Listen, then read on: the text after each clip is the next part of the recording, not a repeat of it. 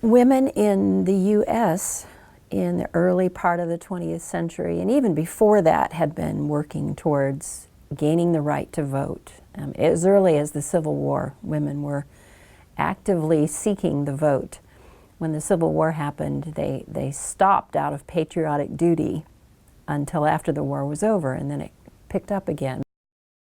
I think there's evidence in the history of Dayton and the lives of the women that are represented in the materials that we have and in other archives in Dayton, that the risks that women took, while they weren't always necessarily risks physically, that they weren't risking their lives, but they were certainly risking reputation, standing in the community, approval from fathers and brothers and mothers even. Those women really took a lot of risks, and I really respect those women in that early part of Dayton's history, and I'm impressed by the fact that a lot of the women who were active that we know about were well-to-do. They had money, they had comfort, they had stature in the community, they were secure, and they were confident. But they used that to make a difference.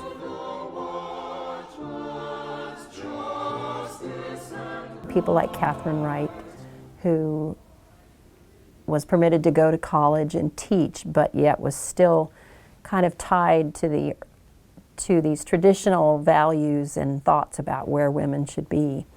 And I think about all the risks they took and in speaking out for the 19th Amendment, or all of the women who helped clean up the city after the 1913 flood, or the women who got involved with women's clubs in Dayton, whether it was a literary club or a college women's club, and the women who forged the way for the League of Women Voters after suffrage was achieved.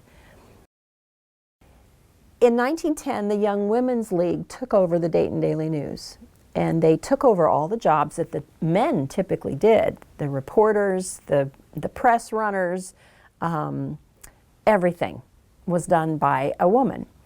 And the newspaper articles following that issue are really interesting because the men talk about there was never so little cigar smoke in that building as there was the day that the women took over the newspaper.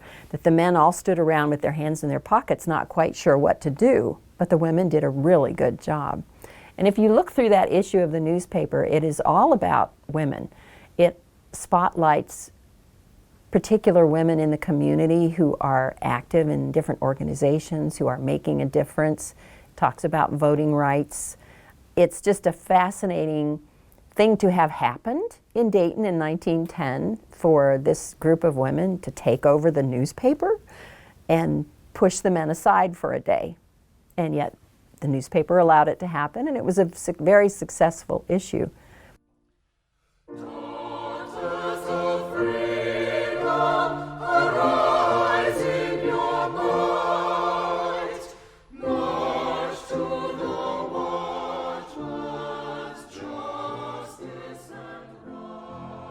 I think they helped lay a foundation, as did many other women during the 20th century. The women's movement didn't end with the 19th Amendment. There's been a lot of activity, as we know, concerning women's rights all through the 20th century and into the 21st century. But I think for me today,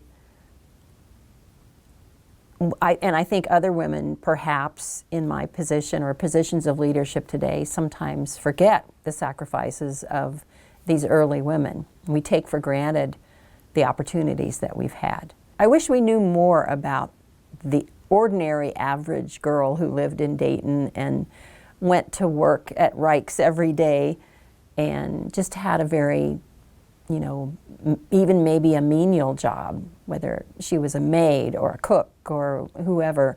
Those women also laid the foundation, but we don't know their stories as well as we do the movers and shakers of Dayton who got involved in politics and all of these larger organizations.